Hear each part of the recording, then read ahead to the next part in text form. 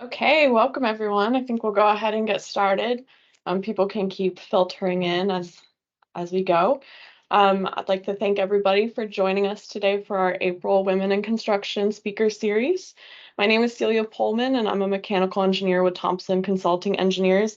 And I just want to say I'm grateful for everybody's continued support and interest in developing this platform for successful women in our architecture, construction, and engineering industry to share their experience and their advice with the rest of us. Just with our previous sessions, we will do this starting out in an interview format between myself and our guest, Stephanie. And during this interview format, feel free to add any questions or comments that you have in the chat or in the Q&A function. We'll be keeping track of that, and we'll make sure that we address your questions. Along with that, at the end of the interview, it'll be about like 20 or so minutes remaining in our time.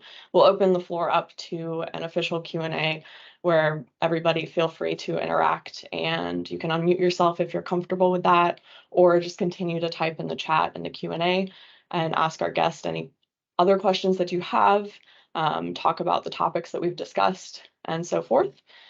And just like our previous sessions, we will be recording this and uploading to Thompson Consulting Engineers YouTube channel. That'll be available in the next couple of days, but the unedited format will go out to everybody who's on the call today immediately after. Now, if you'd like to share that video with anybody who wasn't able to make it today, that'd be great. We'd love to share all of Stephanie's wonderful information and contributions as widespread as we can. And so let me kick off today by introducing our guest. Please welcome Stephanie Kalantarians. She is joining us today from GurnseyTingle Architects. So she is the architect and a principal of the company. And thank you very much for giving us your time, spending with us today. We're very thankful to have you. And now I'll give you a little bit of background. After graduating from Virginia Tech in 1997 with a bachelor's of architecture, Stephanie returned to the area where she was born to start her career, a family, and give back to her community. She works in Williamsburg and has extensive experience in historic restoration, municipal, and federal projects, and thrives in giving back to her community. She's had roles as chair-elect of the Virginia Peninsula Chamber, president of the board of directors at Grove Christian Outreach Center, and is an executive partner at the William and Mary Raymond A. Mason School of Business. At home, Stephanie loves watching her son play basketball, traveling, and many outdoor activities, including paddleboarding, walking, and hiking. And again, thank you so much for volunteering your time with us today and joining us. Pleased to have you. Oh, you're still on mute, Stephanie. I will mute myself because unmute myself. That's a good start there. I just want to thank Celia for this. Honestly, this is her brainchild. She reached out to me last year at some point when this first started, when the concept started, and I'm just thrilled to be here today and to see how this platform is taking off, this monthly series. Yes, thank you. We're really, really grateful to see the continued support and continued growth, we hope. Is there anything else about yourself that you'd like to share with the group before we get started? I think you covered some highlights, and we'll get into a lot more information in the next 12 questions or so that we have coming up. Yep. Great. All right. Well, let's get started then. Okay. So I guess we'll go back to the beginning. What drew you into the field of architecture? How'd you get where you are now? What are your interests? Kind of expand on that. Okay. So I'll talk in a minute a little bit about what got me to where I am and how the thought first started for me wanting to become an architect. I'll expand a little bit on what I do maybe outside of the office, which I'm in my office. You can see that here now, but I love to be outside and moving as much as possible when I'm not in the office. I've been stand-up paddleboarding for about 5 years. I've the last couple years gotten into competitive walking races with a friend, um, hiking, playing basketball with my son a couple times a week. So for me, movement really is medicine. So that's what I do as much as I can when I'm outside of the office, and travel. I love traveling places that have a natural beauty about them. I like being outside in nature. Alaska, Iceland, Japan. Those are some of my favorite places that I've been. Um, so what do I do now and how did I get here? Currently, I'm a licensed architect and principal at GurnseyTingle. Architects were based in Williamsburg. About 30 staff at this time. Believe it or not, I've been here 18 years. Um, Somehow that happens in life, but I did go through Virginia Tech School of Architecture. It's a 5-year program. When I got out of there, I worked for a couple of other firms for several years in an intern role, and then came on here as an intern architect 18 years ago. Um, got my license, and then continued to develop as a project manager. Really loved that role, and then was fortunate enough about 5 years ago to be made principal in the firm. So for me, it's always been about kind of what's the next challenge, right? That I set for myself. What's the Yeah. next goal? What's the thing that's going to keep me moving forward and driving?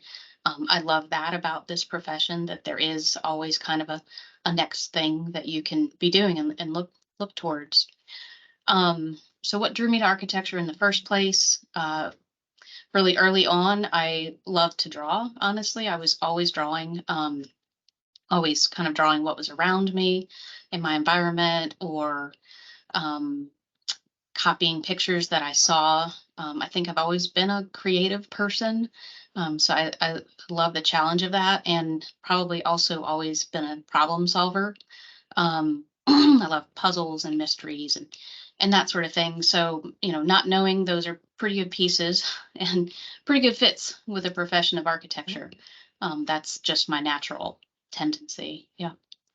Yeah, that's awesome. And you've mentioned a couple times noticing the beauty of nature and natural things. Do you find that you kind of take inspiration from that in your architecture practice? I honestly, I think it's less inspiration and more that's my time to clear my head and kind of Okay. Yeah. reset. Hmm. Um, separate from buildings Yeah. that we look at all day long. Um, so that's what it is for me when Nice. I'm walking in the woods or out on the water. Yeah. Um, and Celia, I know you wanted to ask, when did I know I wanted to be an Yeah. architect? And Yeah. yeah, yeah. How So early did you know? yeah. So this is a story maybe even people in this call have heard. I'm not sure, but believe it or not, I was 12 when I knew I wanted to be an architect. Um, and so when I was about 8 years old, my parents bought property, about 7 acres of land, and built a log cabin that I grew up in. They built it themselves. For 2 years, it took them to build this house. So every night after work, raising kids, working full time on the weekends, this is what we did growing up. So I experienced that hands on. My father made furniture, restored houses, and restored trucks. So on Sunday afternoons for fun, we would just drive around and look at buildings. Um, so Love that. yeah. So by the time I was 12, I knew that's what I wanted to do. I feel very fortunate Yeah. that way to even have that direct of a thought. Mhm. Yeah, I think that's very unusual that you meet somebody who knew what they wanted to be when they were a kid and then they actually did that. Actually stuck with Yeah. it, yeah. And it Yeah. wasn't like a firefighter, something that, Right. yeah, Like a clown or something yeah. like completely Mhm. atypical. That's awesome.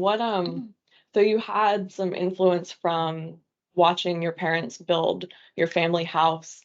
Did you have any other influences growing up that kind of steered you stronger into architecture? I know we talked about earlier you'd met an older architect who told you, "Oh, this isn't something you want to do." Can you talk about how that had an impact on you? Yeah, that was when I was probably about 16. I was in high school at that point, and the only architect I could find in my area at that time was a older white gentleman. So I went to his office to meet him just to get an idea of what an architect's office looks like, what they do, and yeah, I just remember him saying to me that, "Oh, you don't want to go into this profession," um, and it certainly stuck with me. Not that Yeah, I didn't listen to that piece of advice, good. but just, being discouraged from, um, from what I knew I Mhm. wanted to do, um, just made me look harder, I think, at what other resources there were out there. Yeah. Yeah, yeah, work harder to find your way and Hmm. say, "No, I know this is what I wanna Actually, I do." do. Yeah. Hmm. Right? Yeah, yeah, and speaking about that direction as well, when were you able to have some other influences in the architecture area, and particularly maybe female mentors, if you had any Yep. of those? Yeah. So, I was in college and I came home from break to just visit my family. And my father said he had someone that he wanted me to meet. And so we drove out to her house, which is about hour and a half from where I'm sitting now. And it was a house she had designed. Very cool house, like water feature running through it, bridge, all of this. Her name actually is Mason Andrews. Some of you might know her. She's been at Hampton University for a long time. She's a professor there. She went to UVA for architecture. She worked in New York for a long time and then came back to this area where she's from. And so I was able to sit down with Mason when I was in college for a couple of hours and have a conversation with a woman who was an Mhm. architect and who had finished college, gone, worked in the city, had a family, come back home, and was, making her roots. And I don't think I can say enough about the impact that just Yeah. that 2 hour conversation had, because it was the first time I saw someone that looked like me, and I had a great example in Yeah. her. So Yeah, I think it's really important to stress those connections and the importance of it, and how just seeing somebody who resembles you doing the job that you wanna do can give you the confidence to yeah. know that you can do it. Yeah, I love that. Um, and then as you moved into the actual industry in architecture, once you graduated, can you talk a bit about what your experience has been starting out and then moving into leadership and in a predominantly male counterparts that you've had and what that's been like for you? Yeah, it's definitely different than it was even, than when I started in high school pursuing this career. In high school, I took every drafting, drawing, every architecture class I could ever take, and I was always only the only woman ever in those classes. So coming out of school, I went to Virginia Tech, and at that time, I think maybe women were 25% in architecture school. Then coming out of school, first job, I was sent out to construction sites, meeting with contractors, engineers, running a project who I'm still very young, early 20s, trying to figure out what I'm doing, and walking into a room, again, being the only woman in that room, be 20 Yeah. people in there, and, having to stand strong and have a voice and know that even though I may not have all the answers, right, I can certainly uh, figure things out. So the Mhm. room looks a lot different now when I walk in a room. Well, not a lot different. It does look different, for sure. I can talk a little bit in a little bit about numbers of females in the profession and that, but I, we're taking steps in the right direction to uh, make the profession, the AEC profession, more inclusive as a whole. Mhm. Um, so it's shifting. Mhm. Yeah, definitely. And kind of bouncing off of that, I've noticed myself that the architectural area within the industry really leads in that female representation and the growth in that area. Mhm. And so as an engineer, I was wondering, what do you see happening that really allows for that success? Yeah. And are there any particular things you've noticed that really make a difference? Yeah, it's interesting that you say that out of the AEC that the A leads, and I do think that's true. I think we still have a ways to go.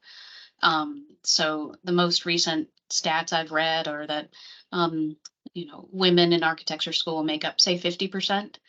And then coming out of school, getting licensed, that number cuts in half by 25%. So roughly 25% of licensed architects are women. And then once you move up to a partner or principal role, that number cuts in half again. Mm-hmm. So there's clearly a diminishing uh, factor of Yeah. women that start in the profession and that don't stay with the profession for a host of, who knows, many reasons. But those numbers are gradually increasing, specifically in architecture. I mean, within our own firm, um, it started out with myself and one other architect, female, 18 years ago, and now we have over half. So um, I think it's becoming more sustainable for women to stay in the field because there's a cultural shift happening. I think architecture as a profession has historically been, you work late nights, you pull all nighters, you're working on the weekends to finish projects. We love what we do. We're creative, passionate people, and we get absorbed in these things. And sure, we'll work for 8, 10 hours. Well, that's only so conducive um, or sustainable, but it's only so conducive to having a family and Mm-hmm. supporting that family. And I do think there's a cultural shift happening where that's no longer set as the expectation. That shouldn't be the constant expectation, um, Mm-hmm. that anyone, male or female, would have to sustain that type of intensity and have a viable life outside of architecture, for yourself and your family. So I'm happy to see that shift occurring. Mm-hmm. Yeah, definitely. I think I see that shift as well Hmm. within the engineering field. It definitely, speaking with the members of Thompson who've been there for 20 plus years, it was like you described, everyone stayed really late, worked extreme hours, and now we're getting less and less towards that and more towards, do your quality work when you're at work and live your life with your family when you're not. Hmm. So that is a positive shift. Um, and I also see the same trend in engineering as architecture, where around year 5 or 7, I think, Hmm. is when there's a huge drop off in the women percentage of the workforce.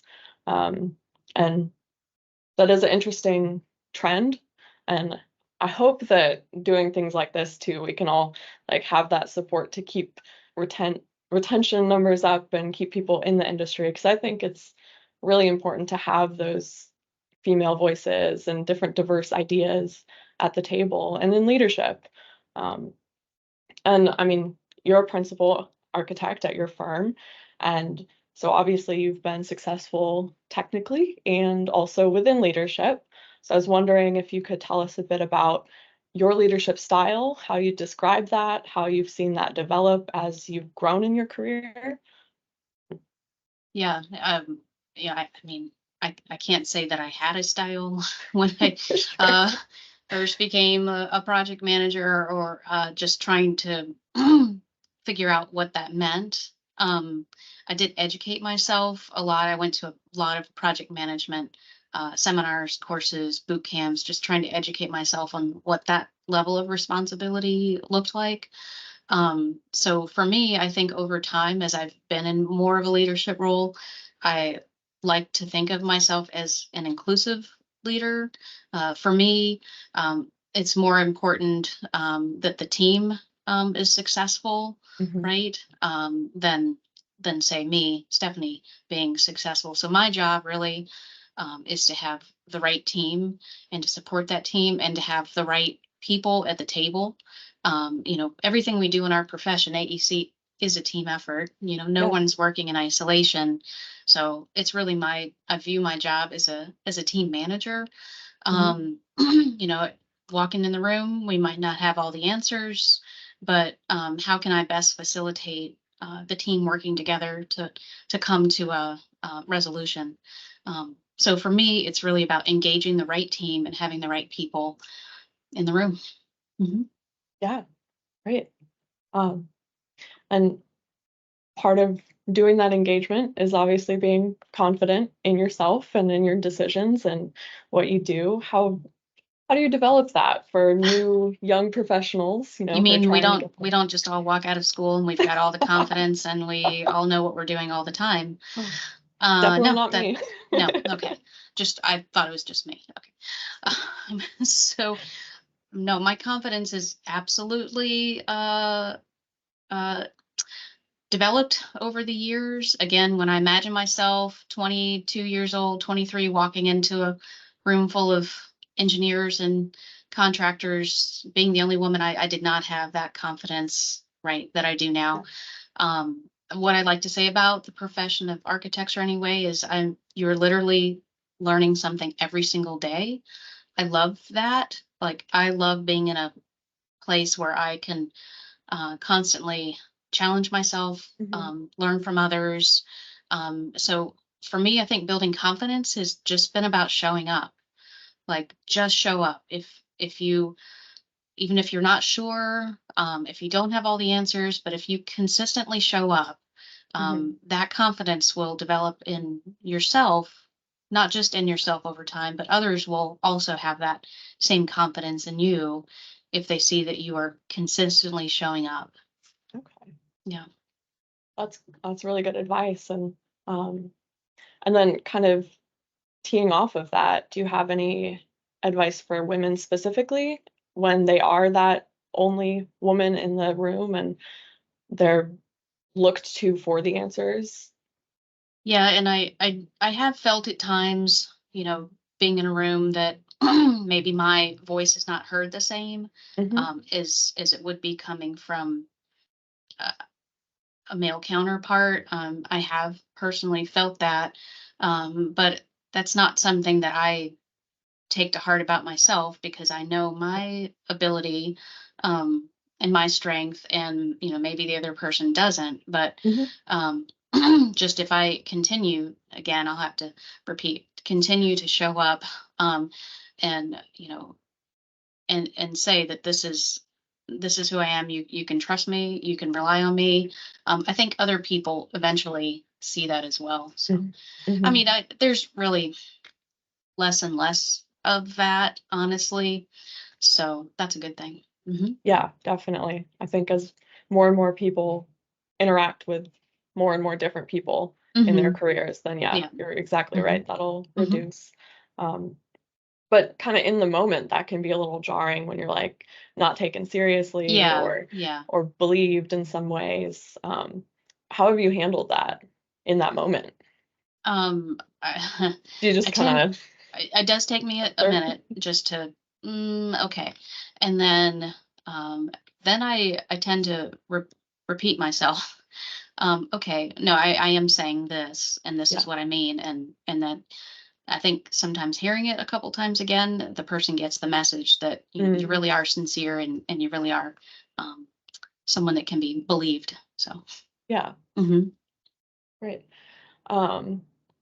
Just going I'll ask you a bit about like work-life balance or boundaries, as some Yeah. of our previous speakers have spoken about. I know you kind of mentioned it, where work hours expectations are lessening and there's a shift towards being more balanced. Um, you do a lot in your, I guess, like extracurricular life with your community, with your family. How do you balance everything? So I read this quote last year, which was kind of a pivotal year for me personally in a lot of ways, but this quote that stuck with me. And it says, "You can do anything, but you can't do everything." And Mm, so sometimes I think I try to do everything. I'm a very passionate person about what I do believe in. Yes, I would love to do everything and commit to everything, but that's just not possible. And I think me just being, maybe you call it like a type A overachiever, perfectionist type. I just want to do everything and do it all correctly and all the time. And I think setting boundaries and being intentional. I try to be very intentional about where I put my time and my energy. So I'm not committing to everything because my family comes first. So they're first, and then work after that. And then, Mhm. I am very active in the community. So I've learned, it's taken me a long time, but I've learned to set these walls around when I do and don't engage in things, and just being very careful about how I do engage. Mhm. It's it's a challenge. It's a lifelong. I'm sure any profession has this, but when you have so many demands on you, you've got to make hard decisions at some point. So Mhm. Yeah, it definitely. helps. It helps yourself. It helps others around you. So. Yeah. Mhm. And I know this wasn't one of my questions on my list for you, but I'd love to hear more about your passion for your community involvement because I know that's a really important thing for you.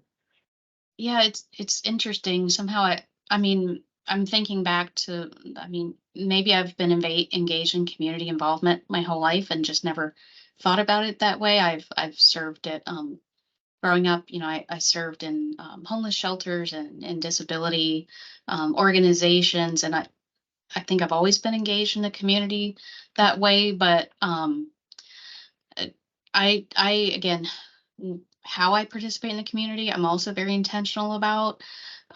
My work with Grove Christian Outreach Center, for example, they're a local kind of small food bank in our area, stem from a personal experience and passion that I have. Uh, People that are homeless and have food Mhm. insecurity. So I put my energy and time that way. Part of I love to serve others, honestly. That's where my heart and my passion lies. And I think I do that on a daily basis with our profession. We're serving our clients, right? So it's a service to the Yeah. clients, but serving others in the community and oftentimes those that can't serve themselves. Mhm. Um, that's really where my heart is. Yeah. Yeah, Mhm. definitely. Um, I guess so kind of switching gears a little bit Mhm. again, then in your career, what has been both your greatest challenge and then conversely your proudest accomplishment? I mean, no challenges. Everything's just been smooth. It's no. Smooth sailing. No challenges.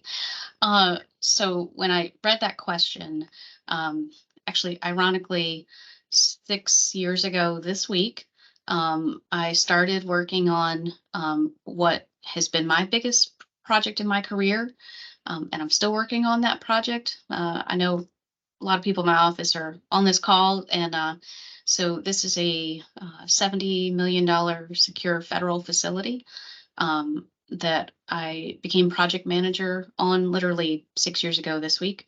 Wow. So when I was tapped to be project manager on that, I of course had never worked on a project that big. I had been project manager, but um, I think other people maybe pulled me for that role, seeing something in me that I didn't necessarily see in myself. Mm. So I kicked that project off, not knowing anything about it, honestly, just jumping in the day before. And I'm incredibly proud of how I used some of the leadership skills that I talked about earlier. Yeah. Um, Listening, bringing the right people to the table. This is a project that was years of facilitation, oftentimes managing days long charrettes with 50 people in the room. And so it was a huge challenge for me, but I'm very proud of how I managed that project. And I think it's been a successful project for us. So, oftentimes when a challenge is presented to you, yeah, you're gonna have that doubt, Mhm. but I'm just gonna say it again. You've got to just show up and step up and one foot in front of the other. Um, and you're capable of more than you think.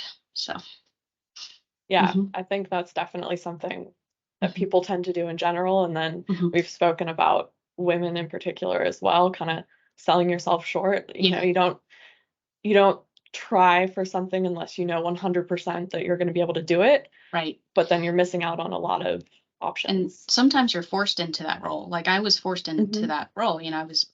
I don't know that I would have stepped up myself to do that, but again, it's an example, and I've had other examples in my life of people putting me in a position where I didn't necessarily think I was ready to be in that position. But again, maybe they saw something in me that I didn't quite have that confidence myself. Yeah.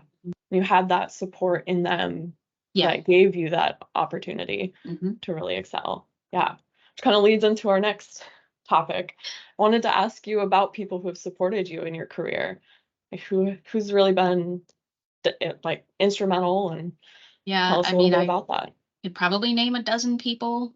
We all can, I think, have mentors and coaches and that, but the one person that I think has always been my biggest fan and my biggest cheerleader is my dad. He unfortunately passed away 11 years ago, but since the time I was born, I was uh, building the house with him, or in the shop making furniture, or working on cars, or loading wood, and he never put any barriers on what I could do. Everything was open. And again, when I started thinking about architecture, he's the one that went and bought I have it still, bought the architectural graphic standards book for me, and Ching. Y'all might know the Ching Illustrated Guide. And he's the one that found Mason Andrews, who I mentioned earlier, and just he supported me, and again pushed me outside of my comfort zone, I think. So I never felt like I wasn't able to do these things, and he was a big part of that. That's really awesome. Yeah. And you mentioned like everyone finds their mentors and mentees. I'd like to hear a little bit about your experience both as a mentor and a mentee yourself. Oh, yeah. So I can talk about one other person that she might not even know she's my mentor, honestly, but she set an example for me. Jean Lefevre, she recently just retired as principal of Glave Homes, and so I've interacted with her over the last 20 years or so at various events, and she's always been someone I have looked up to, and saw a female in a leadership role, and had great conversations with her, and she was really the first one, I think, that I saw in that role, and that I gleaned a lot of pointers from her, and her people skills. So there's that. And I being a mentor to others, I've had great opportunities through the years to do that, both in the office and outside of the office. I spoke at every K-12 college age group you can think of. And I think it's important to get ourselves out there and engaging with kids early, that might not even know that architecture is a thing. And, maybe they just like to draw like I did and do puzzles, and they have no idea. So I hope that I hope that my role as a mentor has been supportive. Again, I don't always have all the answers, but I try my best to educate someone through the process of architecture. I think coming out of school, you see this much of the profession, like, and there's all this other stuff in the profession that you have no idea about. So, I try to do my best to educate people about the process of architecture, which is, everything from interview to putting a proposal together to drawings to construction. So there's a lot to it. That's why we're learning every single day. Yeah, wide ranging. Yeah. Definitely. That's awesome. And we've spoken earlier a bit too about how it's really important to get in front of the kids too, who maybe don't have exposure to this industry at all. And they might not know that being an architect or being a construction manager or an engineer or something is even an option out there. Like they wouldn't know to be interested in it at all. So I think that's really important work that you're doing, and trying to help grow us as an industry, starting with interest with kids. Yeah. Get them early. Yes. Mhm. Well, we're actually getting really close on our time, so Okay. I'm going to ask you the one last question. If you've got any final pieces of advice that you'd like to give to young women, but also just any professionals in general who are just starting Mhm. out their careers. Yeah. Um, so I will repeat again the show up. Um, being present and being consistent goes a long way. Um, and I think for me, and maybe this does or doesn't work for others, but setting your goals, having those goals that you're working towards, they could be this small or they could be this big, right? But and knowing that it's not going to be, it's not always going to be quick or easy getting to those goals, but that it's always worth the reward. It's always worth it.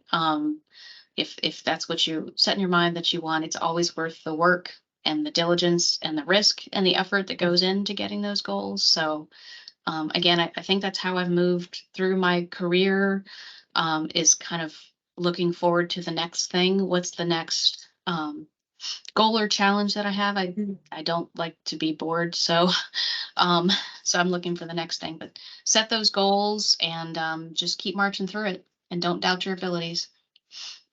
Mhm. Awesome. Thank you so much. Yeah. I think now we'll open it up to everybody else if they've got questions. If you're comfortable, you can unmute yourself and just ask, or type in the Q&A or type in the chat. Um, just, yeah, anyone let us know. Think while we let people think of some stuff, actually your last bit right there, Stephanie, gave me another question for you. Oh, okay. Hmm. So what's next for you? You're looking for Oh, what's yeah. next? I What are you see. working on? I already have it. Yeah. So this is part of my yeah, but setting boundaries too. So I'm not even sure. Maybe there's a couple of people in the call that do or don't know, but I was nominated and selected to participate in a regional leadership program called Civic. Some of you may be aware of that, but I've participated in leadership programs in the past with the chamber, and I'm still involved with them, but um, loving the idea of expanding regional relationships. Um, so that's my next thing that's starting in the fall. Cool. That's Hmm. exciting. Hmm. Yeah.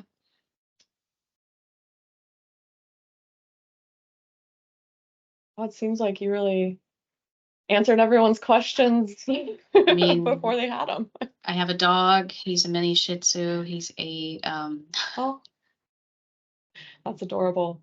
Oh, Macy was wondering if you could talk about your experience with historical preservation, and do you have any personal projects that you've worked on or that you'd like to work on? okay.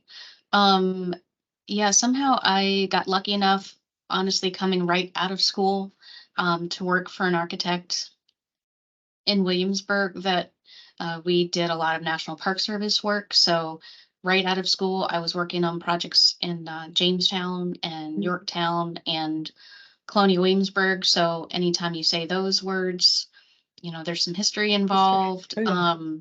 So we worked um, with each of those foundations, but also with archaeologists. Beautiful. So that was right out of the gate, right out of school, and I think that's what started my love for um, historic projects. Give me an old dirty building any day.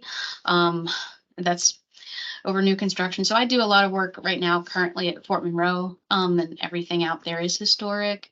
But there's two probably of my favorite historic projects I've worked on.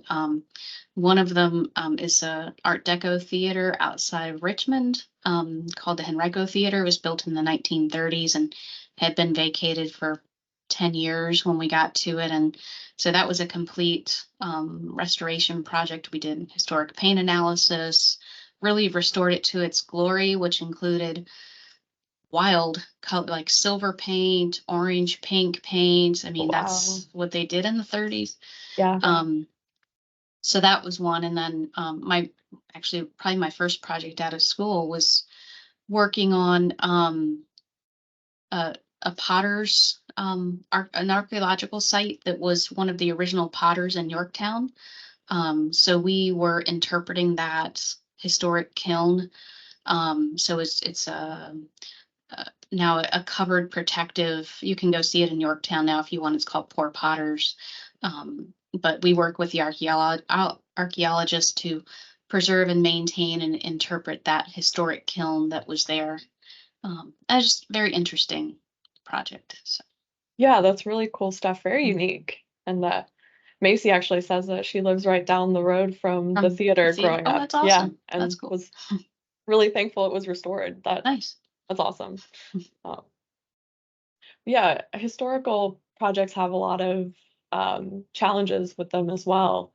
And that's really cool that that's one of your one of your specialties, that you enjoy doing that. You enjoy the challenge, kind of speaks to your Yeah. puzzle solving, right? Give me a challenge any day. Just give me the complex things. Mm-hmm. Speaking of challenges, Anne Marie Smith asks if you're seeing any challenges in our industry moving forward. Anne Marie asked the best questions. She asked the hard hitting questions. Oh wow. Okay, Anne Marie, you could have prepped me for this one. Hmm. Um.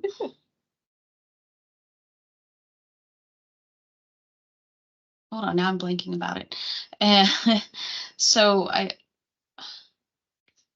think you know, when people come out of school, they maybe have incredible design aspirations, I'll say, right?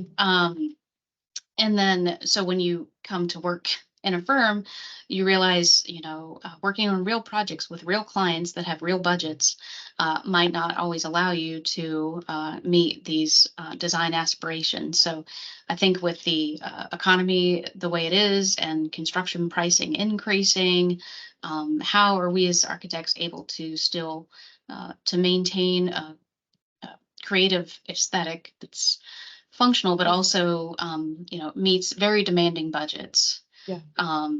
I was on a site yesterday with a super who's been working in New York City for 30 years for the city of New York. And he said on projects there, money was no object. I said, well, that's not Not here. that's not where we are now. So I think just marrying our intentions and desires with realistic budgets that are just only going to continue to escalate. So. Yeah, definitely. And so Morgan asks, how do you stop your brain from thinking about work after a long day at home to make sure you're present for your family? Um, I can't tell you when I flipped that switch off, but somehow that switch flipped off for me several years ago. When I'm here at the office, I'm very focused, very intentional, and so then I leave the day feeling, I don't know, satisfied. I try not to carry too much around, and to be honest, I think having gone through some personal things that I have in my life, it's taught me that you can't you can only control what you can control. You do your best job every day and you show up, and then you just have to let the rest go. Um, and I do work out every single morning, and that helps clear my brain. Honestly, it's my reset every morning, and it's Yeah. great just to come in with a clean slate. So. Okay. So that was kind of a learned thing, not automatic. It took Oh a no, while of no, no, practicing no. the separation. Yeah. Yeah, you got to find what works for you. I mean, that's what works for me. Hmm. And being outside, like I said, that's my Yeah. brain clearer. So whatever the thing is that works for you. Yeah. Awesome. Well, let's see. Again, just making sure we don't have any Q&A. All right.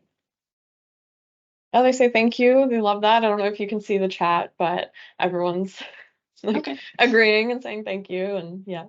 Um, we've got, let's see, Delaney would like to know what advice you have for someone early in their career trying to balance the ambition with those work-life balance boundaries. It's so hard. I mean, like I was saying, just coming out of the gate, you're so excited, you're so Mhm. eager, you have so much enthusiasm and drive, and you just want to go, Yeah. for me, like 1,000%, right? It has taken me a long time to figure out that I can't always be at 1,000%. So, I think if you've got things outside of the office that you're passionate about, um, whatever that is, that Mhm. hobby, travel, that, like, having those things outside of the office to focus on, and to enjoy, um, maybe helps everything in the office not feel as, it's not always the primary, right? So if you have other drivers outside that are motivating you and giving you enjoyment, I think you're more likely to do those things than to just focus all of your time and attention on work. So, Yeah. Okay. mhm. And it can almost feel like when you're starting out that you have to focus all of the time and attention at work in order to move forward. But what I'm hearing from you is that that's not the case. It's showing up, being consistent, Yeah. and having that kind of separation. I And mean, we want people that are in the profession for the long haul and that Mhm. are sustainable. We don't want to burn people out by the time they're 30. So to, you know, to do that, you can't, you want to, but I'm not saying it's the most sustainable thing. So, Yeah, hmm keep the passion, but hmm take care just of temper, yourself. just temper. Yeah, yeah, awesome. All right, well, we're rounding up about at the time to end it. We've got another thank you from Janice and Delaney. But I think I'll probably close it out now. I don't know if you've got any last words you want to say before I do my ending spiel. Just, if anybody on the call or if you run across somebody that you think would just want to connect with me directly, I'm always glad to do that. I'm always glad to meet with somebody who Mm. has questions or is interested in um, architecture in general, just wants to know more. Just have them reach out to me directly or connect to Celia to get to me. So, um, glad to do that. Yeah. Yeah, hmm definitely. And I think we kind of say it on a lot of these, like feel free to reach out to me on LinkedIn, on through my email, and I'm sure Stephanie's feels the same way. And then we'd love for everybody on the call to get connected as well with each other and have that supportive community. And definitely we're all welcome to making those connections and keeping them up. Um, so yeah, definitely reach out to me, reach out to Stephanie. We're all open for that. Um, and keep an eye out for our next session, which will be let me see what day is May 15th. I believe it was, and we're going to be talking with Morgan Spate. She's on the call today. And I believe Megan was going to post the link to register to that in the chat if she hasn't already. If it's not up there, if we don't have it yet, then we'll send it out for sure. Everyone will get access to that. We'd love to see everybody who attended today attend the next one in the month. And as we continue to do them, we usually try to do the third Wednesday of every month. And yeah, we'd also love to hear any feedback from you all on the call. If there's something you'd like to see from this group that you haven't seen yet, a perspective that you'd like to learn from that we haven't shown, we're all ears. We want to, present information that's useful and supportive to everybody. Um, and like I said at the beginning, this is going to be, or it has been recorded, and it will be up on our YouTube page. There will be links to that on our socials and everything. Um, Feel free to share that around to anyone who wasn't able to attend or anyone you think would be interested. And just thank you everyone for spending your lunchtime with us. We really appreciate it. And thank you, Stephanie. I think that was a really great conversation. Had a great Thank you, time. Celia. You made it easy. And thank you, Megan Oh, Kelly, good. who's behind the scenes helping run things with Thompson. Yes. So thank you. Yes. Megan is our tech guru and she makes it all go smoothly. We appreciate her. All right. Thank you all for Bye. joining. Thank you. Bye.